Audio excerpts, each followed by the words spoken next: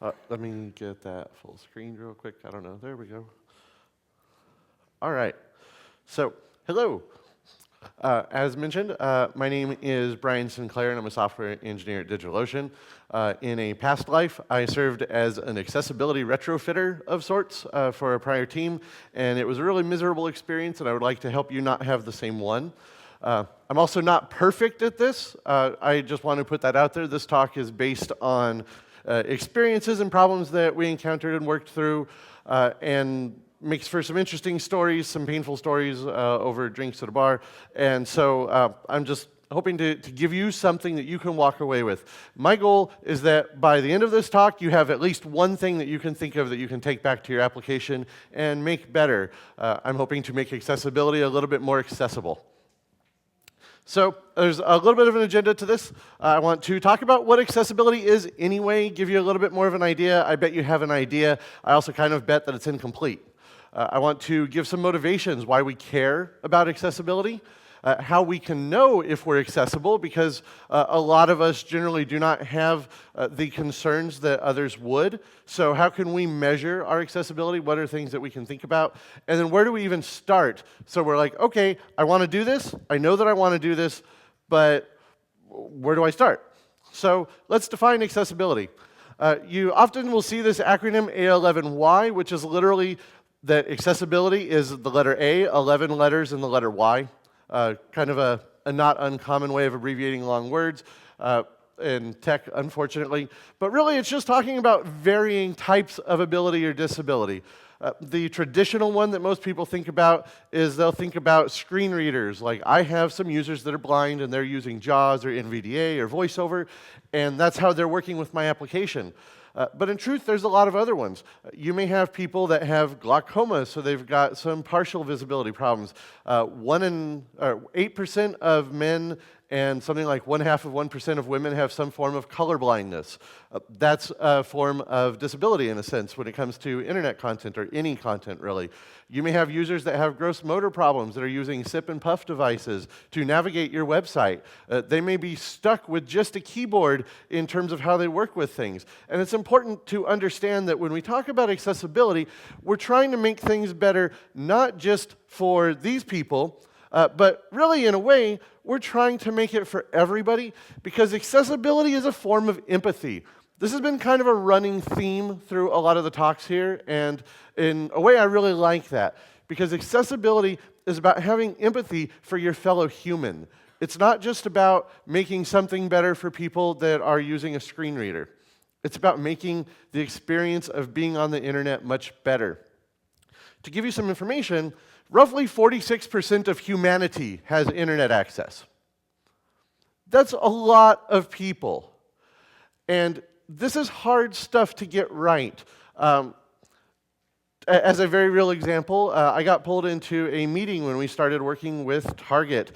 Target was sued. I'll talk about that in a minute. And so we needed to be compliant to a pretty high level.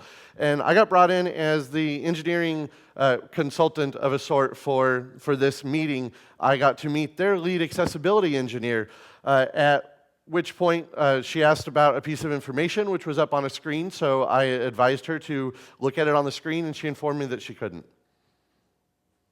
Nobody's perfect. This is very hard, and it's a learning process. So it's all about developing a form of empathy for your fellow humans. The web is a pervasive experience. I mentioned that 46% of humanity has access to the internet. What I didn't mention is that roughly 89% of Americans do. In more developed countries, the number's pretty high. But think about how much the internet is a part of your life today. You bought tickets to this event on the internet. You probably bought your travel plans here on the internet. Even if you're a local, you might renew your Metro card through the net. We all talk to each other through Slack or through other services.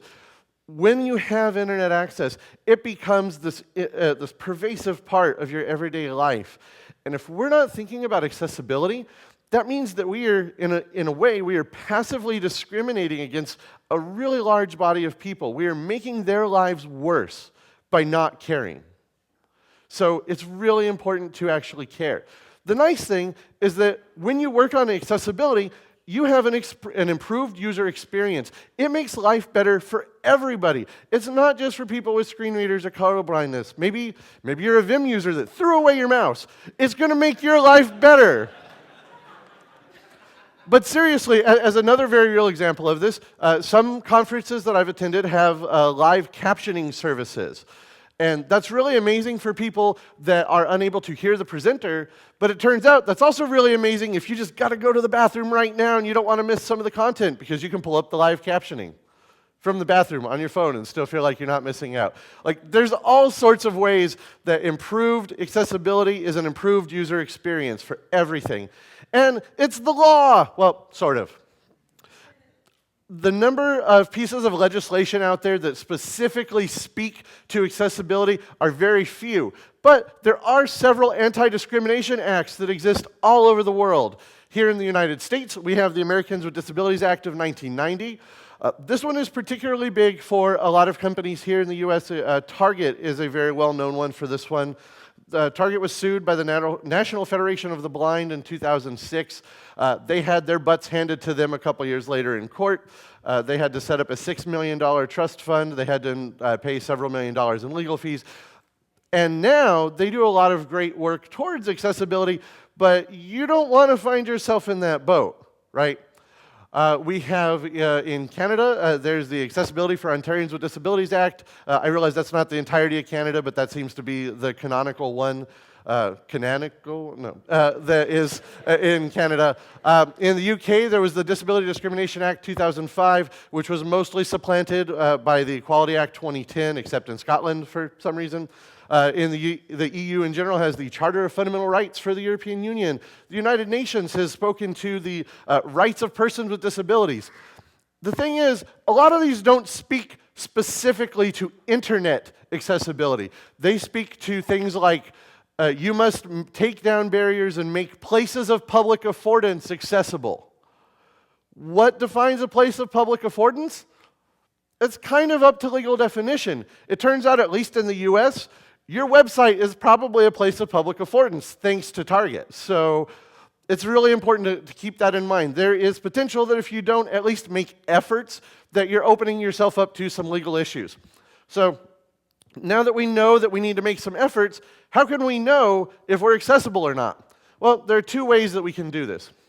There are some principles that we can use, summed up by the acronym of POUR, and then there is a guideline that's basically POUR codified, which is the Web Content Accessibility Guidelines version 2.0, often pronounced as WCAG.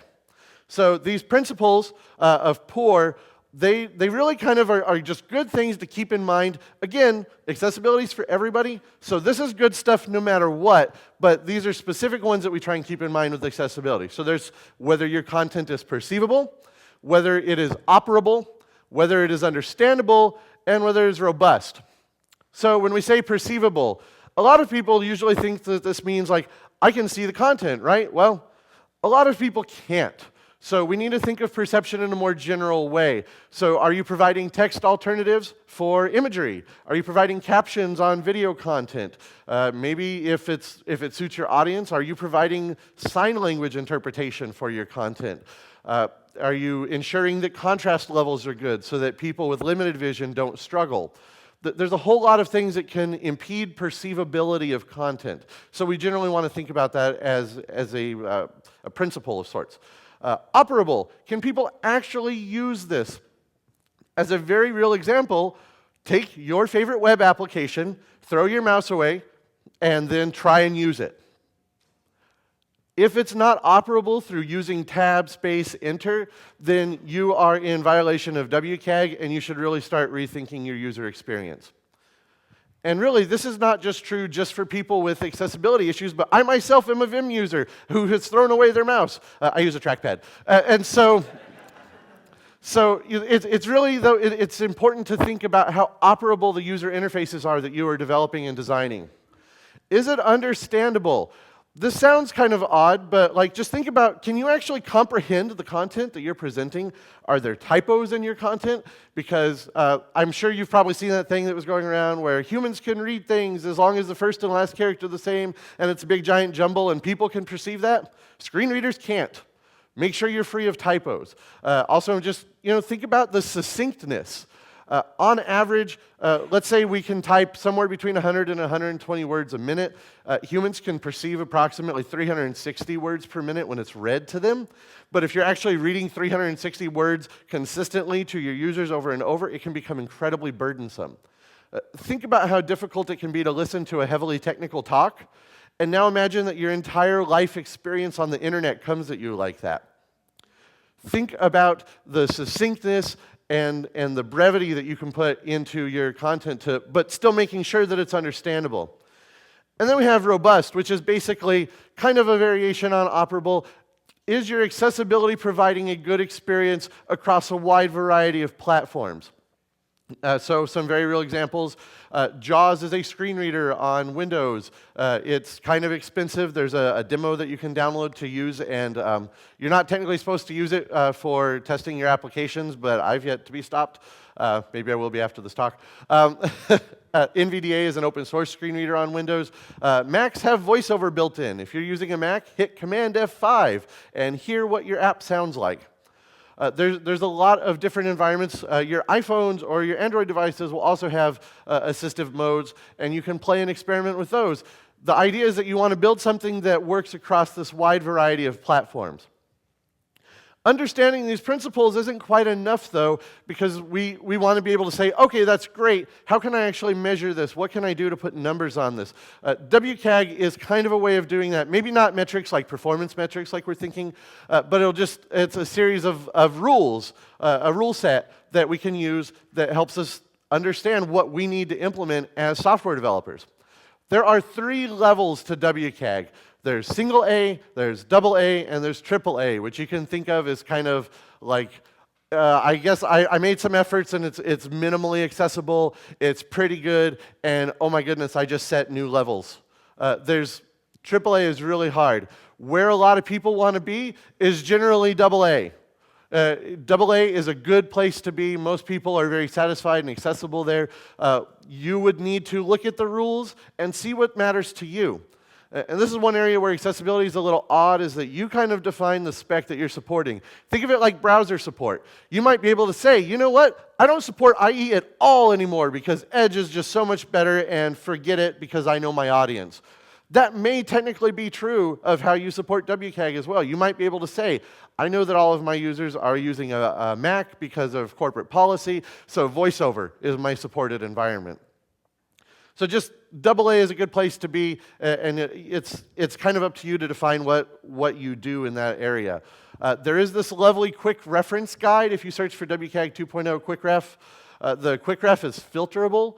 So one quick way of just knowing where to start is simply pull it up, filter out all the double and triple A stuff, and start reading. The guidelines are incredibly clear. They're very straightforward. As an example of a set of guidelines that are interesting and iterative, using that whole captioning thing before, if you're providing audio content of some sort on your website, which includes a video if it's got audio with it, are you providing captioning for that recorded content? If so, you're in compliance with WCAG single A. If you're providing a live stream of content that you are also captioning, like say the news, that's meeting double A. If you're providing interpreted sign language alongside your content, that's triple A. So they don't always iterate on that, but that's just kind of an example that I think is really interesting. So now that we know what we need to do, where do I start? There are a lot of tools out here. It's a much better place now than it was even just a couple of years ago. I'll have a full set of references sometime later this evening or maybe this weekend that will help point some of these out, but some of these that you can look up right away. Axe is an accessibility engine by Dex Systems. It's a wonderful piece of software. There's a Chrome plugin that basically makes it into a panel in your DevTools. So you can open up DevTools, go to the Axe panel, and hit Analyze. Boom, here's all the places that you could be better. It may not be all of them. In a way, it's kind of like the security talk. Like, it points out ones that we can easily see. But it is a really interesting tool. Wave by WebAIM is a very similar thing. You can put in a URL. It gives you an analysis. Totally is a bookmarklet that you can have. You just click it, and it'll start doing in-page analysis immediately, which is really nice. It gives you some cool stuff. They've got a beta right now of a screen reader wand, where you click a button and as you mouse over elements, it shows you a text box with a rough approximation of what will be read. So you don't even have to necessarily open up and listen. You should do that in QA, of course, but it just gives you kind of a preview. Pally is a server that can be querying and gathering these same sorts of metrics, but over time. So you can say, oh, today we had 60 violations. Yesterday we had 72. It's really glad that we got that PR out. So it kind of gives you trending and metrics over time. Additionally, there's some techniques that you can employ. I'm only going to talk about some of the easier ones. This is a very rich topic, as you might imagine. The sooner you do this, the better. I love this quote. Accessibility is like a blueberry muffin. You can't push the berries in there afterward. As somebody who has pushed the berries in there afterward, you can, and it really sucks, and your hands get dirty, and you just don't want to do it. So the sooner you can think about this in your processes, the better. Semantic markup. A lot of people have been talking about this. This is a very big area where there's value because your screen reader users, your other assistive technology users, they don't have the benefit of sight to help them understand what the content is. In part because they're machines. The machines are reading your content. So the semantic markup ensures that what gets read makes more sense. In fact, there is a guideline that says that your content should be, the language of your content should be determinable. Here is a way to do that. A lot of people have a doc type. That's really good. I don't think I need to harp on why we do that now. A lot of people have an HTML element because, yeah. A lot of people don't have this lang attribute. This is the easiest thing that you can do to improve the accessibility of your website. It's not immense, but this is a way of communicating that this is English content. There are other additional levels, such as if you have some other language content, perhaps you've got English and French side by side. A AA standard is that assistive technologies can tell the language of those pieces. A AAA one would be that if you're using jargon in your terminology, that there's assistance for the screen readers to pronounce that or for it to be just more perceivable. Elements that are not buttons. How many people have made an anchor for a button? Yeah, that's what I thought. I've done it too. It's okay, except it's not okay. Don't do it. Divs are not buttons. Spans are not buttons. Basically, anything that's not a button or an input type equals button or submit or reset is not a button. I know that this is frustrating in some ways because buttons are convenient, anchors are convenient, but the semantics of what a button is versus what an anchor is versus what a div is are all very different. And there are ways that we'll talk about in a moment that you can kind of fake it, but they're not reliable cross-browser all the time. So it's really important to do the right thing and use the right elements. Put alt attributes on your images. A lot of people don't do this. And it's cool to make it blank. In fact, that's good. If you're presenting content that's like, we work with these 15 different companies, and you've got a big list of company names across the bottom of the page, but they're all logos, and you don't put alts on their images, screen readers will hear, we work with these 15 companies. Graphic, graphic, graphic, graphic, graphic, graphic. It's a terrible user experience. If you put empty alts, well, that's a way of communicating to the screen readers and other assistive technologies that it's purely a presentational element, and it's like it's not even there. So for that example, that would be a terrible place to put blank alts because it'd be, we work with these 15 companies. But if you've got something like, look at all these awesome perks that we have, like we do catered lunches, and you've got a logo there that's representative of free lunch. Well, that logo probably doesn't really do anything for your screen readers, so you can just put an empty alt on it. That's totally cool. Colors. Colors are often ignored. They're incredibly important. Color usage really matters. Color should not be the only meaningful visual. I've worked on systems where we had progress bars or, kind of like, this was an average 3 out of 5. And we used nested divs with background colors to draw a pretty graph, right? Well, it turns out if you're in Windows in high contrast mode, background colors are stripped. So we just have boxes that aren't terribly perceivable. Additionally, contrast really matters. Here's a form, for example, and I love projection for stuff like this because contrast is worse than projection. All of these fields here, this first name, last name, phone number, and street address, these almost look disabled. The contrast ratio on these colors is 1.92 to 1. What terrible place would, so we got called out on Twitter by Marcy Sutton. Marcy is an amazing person to follow for accessibility. She runs a Tumblr called Accessibility Wins, which is actually a really nice and inspirational place. Again, nobody's perfect, but really think about the contrast. Text should have a contrast ratio of 4.5 to 1, unless it's large text, which should be 3 to 1. Tools can analyze and find stuff like that very easily. It makes it easy for you. In fact, some tools will give you recommendations saying, based on the color you've got, you should try this one out to keep roughly the color you're going for, but with better contrast. How many people use CSS resets? Yeah, just about everybody. One of the very first ones that was created had this reset of focus outline none. That was one of the worst things to ever happen to accessibility on the internet. Not even going to sugarcoat it. Eric Meyer has apologized for it in a blog post. It is not a good thing. Which of these buttons am I currently focused on? Because I am. You don't know. Nobody does, unless you at least put something back in. Leave your focus rings. When we turned this back on at Bizarre Voice, we got over 24 bugs opened because the focus ring was there.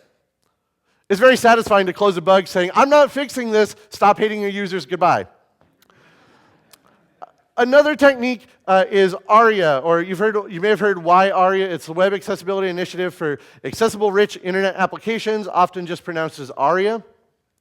ARIA provides us ways to put additional information into the DOM that can be communicated to assistive technologies. Support for this can vary widely, so you kind of got to be careful. Additionally, we also have states and properties. As an example of a role, sorry, I'll go back a second. An example of a role would be button. You can set role equals button on your anchor elements, and they'll read as buttons, probably. It's not the best idea. Some assistive technologies, like JAWS, will actively read the document itself outside of the assistive environments, and if it doesn't understand that role, then you might be hosed. One state or property that you can set ARIA hidden, which will basically say this element and everything under it, just pretend like it's not there. It's just not visible at all. Or you might be able to set a form element to ARIA invalid so that people know, oh, I need to fill this out. There's a whole bunch of states and properties. There's some really great guidelines on the internet as to what they are. For example, role equals navigation on a nav element is a nice extra way to kind of punch home what that is. Or if you're using a list as navigation, you can set a role equals navigation, and that will communicate that particular landmark role to assistive screen reader or assistive technologies. So here's a real example. We recently hired Una Kravitz at DigitalOcean. She's amazing, and she opened a pull request fixing this. This has a couple of problems. This was a close button in a modal. Well, for one, it's not really a button. It's an anchor. That's bad. It links to JavaScript void 0, which is just gross. And this is a problem as a button. So there's some things that we can do to fix this. First off, we can change it to a button. That's really nice. But you know what else? This has no text content. It was just an icon. So it was invisible except that it was a link. So screen reader users would tab to it and it would say link. And that's it, like no additional content. We can use an ARIA label attribute to provide additional content. This now reads close button, and it's pretty universally supported, at least ARIA label is. You can also have ARIA labeled by, which is the ID of a different DOM element that should be read as the label. But this is not a panacea. It's not going to fix all your everything. It's worth knowing about. It's worth using. Semantics are better. A topic that's worth thinking about but is hard to tell you how to fix, so I'm not going to give detailed examples, is focus management. This is one that doesn't get a lot of conversation. How many people have rich internet applications that change the DOM interactively while you're using it? It's like everybody, right?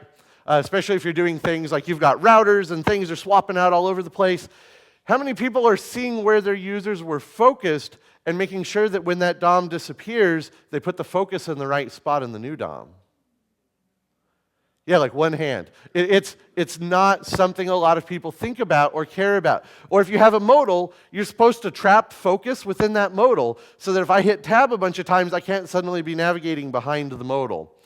Focus management is hard. It's something to think about if you see it. Don't have good suggestions there other than that this is what really hurt. Play with your apps, try keyboards, see what happens, and just think about it. Document.activeElement is a property that tells you where focus is right now. So you always have access to that, and that works back in IE6. Probably works even older than that. So in summary, the biggest takeaway I want to leave with you is that accessibility is for people. It's for everybody. And we can do much better than we do today. As the creators of web content, of web applications, websites, we have the power to remove barriers and to make the lives of everybody better. We need to do better for everyone. Thank you.